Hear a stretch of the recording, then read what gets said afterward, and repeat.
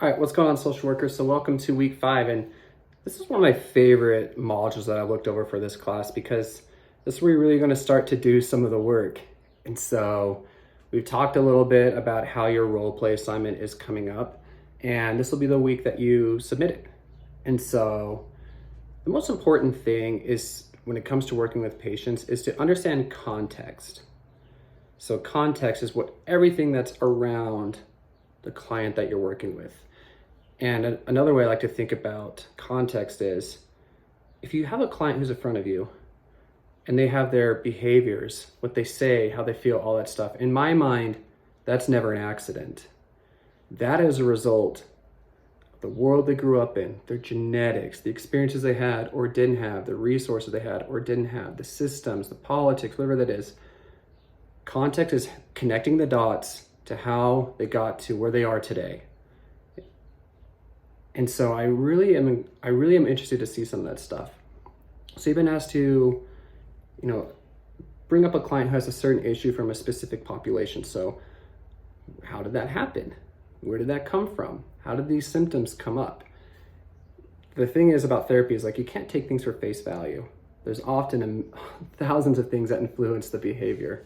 And so I've given you a rubric as to how this will be graded. So please look at that just so you have a good understanding as to how I'll be evaluating this assignment.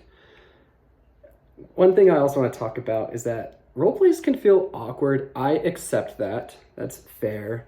I had to do role plays, and spoiler alert, still have to do role plays when I do my continuing education. And they're just valuable. There's no other way to put it. And so you can practice doing it a handful of times to get more confident. I would just say embrace the awkwardness. Become comfortable with the discomfort, because I promise you when you're in session, there's gonna be a lot of things that are gonna make you uncomfortable that you can't plan for, that you can't necessarily practice for. You're gonna get things completely out of left field and you're like, whoa. And so learning how to become more comfortable with discomfort goes a long, long way. And so I hope you can use this as an opportunity just to embrace it, have fun with it. Your peers have to do it.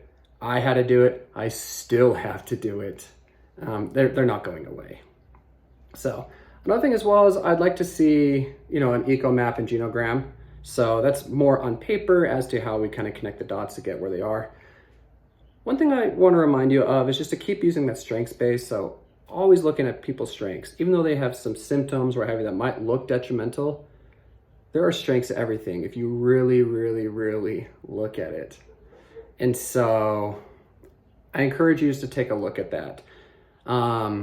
That's everything that I got. If you have any questions or anything like that, please let me know, and catch you later.